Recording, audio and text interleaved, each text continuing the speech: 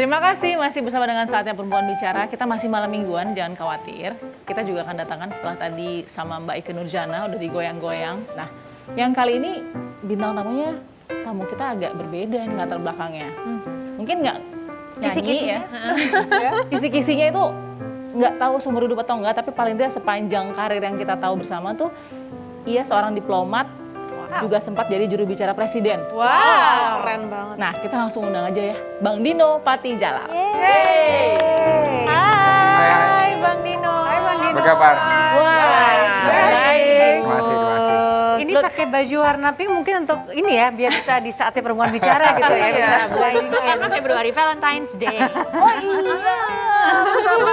Jadi kalau dulu jadi dubes agak susah pakaian yang berwarna-warni. Sekarang bisa lebih Sesuai kreatif keinginan. ya. Oke, jadi Gimana, everybody okay? everybody, alhamdulillah. Bang Dino gimana kabarnya sekarang? Saya oke, jadi What happened? saya udah sembuh dari COVID, right? Dan saya tentu aman karena antibodinya sekitar 6-7 bulan. Jadi mungkin saya masih ada 2-3 bulan yang kebal, right? But memang benar harus semua orang hati-hati, jangan anggap remeh. Iya. Karena gini, ada satu cerita seorang yang benar-benar tinggal di rumah, ya orang tua, karena dia nggak mau kemana-mana, dia tetap dapat dan akhirnya meninggal. Saya nggak sebutkan namanya tentu, tapi dia dapatnya dari mana? Dari satpamnya. Satpamnya punya istri yang kena. Gitu. Jadi istri satpam terus masuk ke pembantu yang bersihin kamar dan dia kena. Right? So ini benar-benar serial killer yang masif, yang setiap hari mengincar benteng rumah kita. Dan ini juga pasti meresahkan bagi kita semua yang masih harus beraktivitas. Ya, Jadi memang dari seorang penyintas memang sangat penting kita untuk menjaga diri sesuai dengan protokol yang ada. Apalagi kesibukannya saat ini ya Bang Dino menjadi penasehat utama kementerian. Ditunjuk langsung oleh Menteri Parekraf nih ya. Nah, boleh sedikit menceritakan dengan di antara sekian banyak kesibukannya, this new responsibility itu seperti apa? Well, saya waktu ditanya Pak Menteri Sandi, saya syaratnya dua. Satu, saya nggak mau digaji. Kalau digaji berarti ya beda lah suasana gitu ya. Dan kedua, saya maunya juga sesuai waktu yang saya ada. Jadi bukan full time. Dengar-dengar tidak mau digaji sama Dendeng mau. Dendeng Belado. Pak Sandi telepon saya tadi malam. Dia bilang minta alamatnya karena saya mau menepati janji. Jadi dia akan benar-benar kirim dendeng belado. Gitu. Kenapa harus dendeng belado? Tahu nggak? Waktu saya di Amerika, saya minta dapat chef satu kan, boleh bawa chef. Syarat saya satu, bisa masak dendeng belado. Dan selama 4 tahun saya di Amerika, saya nggak bohong nih.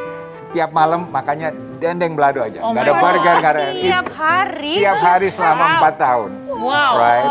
So, yeah. Setia ya. Jadi saya nggak bisa bahasa Padang, but dendeng belado, yes. Lidahnya Padang ya. Wow, saya sih terhadap dendeng balado. Adanya beef jerky soalnya. Mirip-mirip lah ya. Bang, tapi sebagai penasihat utama kementerian juga dengan berbagai network dan juga insight yang didapatkan, seperti apa sih kondisi pariwisata, ekonomi kreatif kita terutama di masa pandemi seperti ini? What insight you give? Kalau menurut saya pariwisata parah sekali karena look everywhere pariwisata travel turun 90%. Ya kan jadinya susah gimana Pak Sandi mau undang turis masuk sementara turis nggak boleh masuk. Ya kan.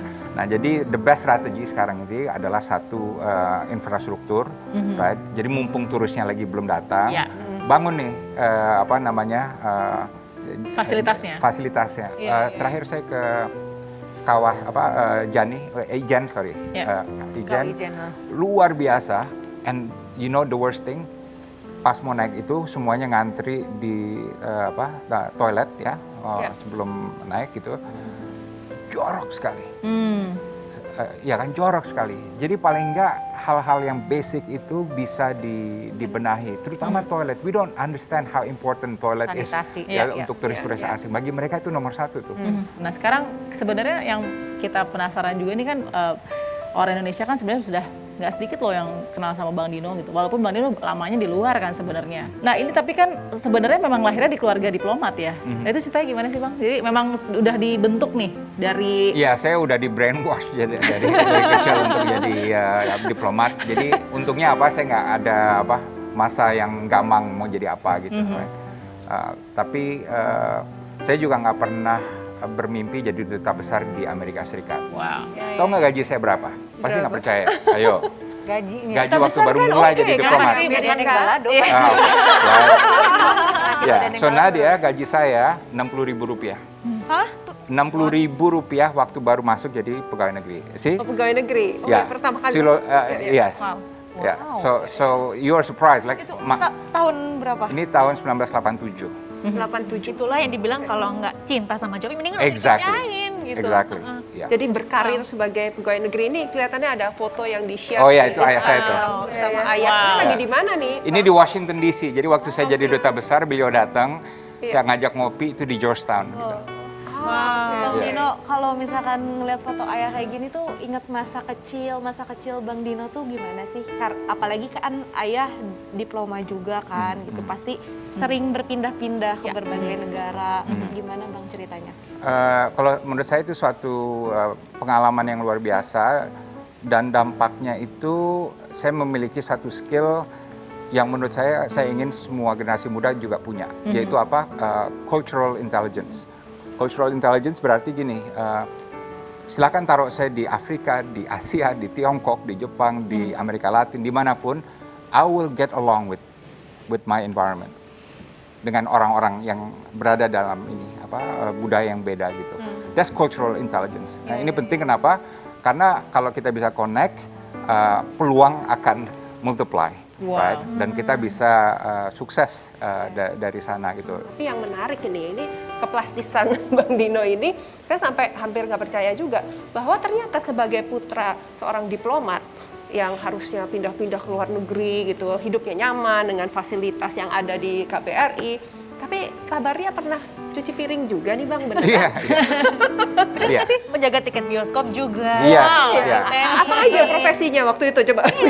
Pelatih tenis, Tenis. tukang cuci piring, Jaga tiket bioskop ya, dan ya lain sebagai koki. Tapi saya dipecat, Olga, karena saya karena saya kebanyakan makan steaknya, right?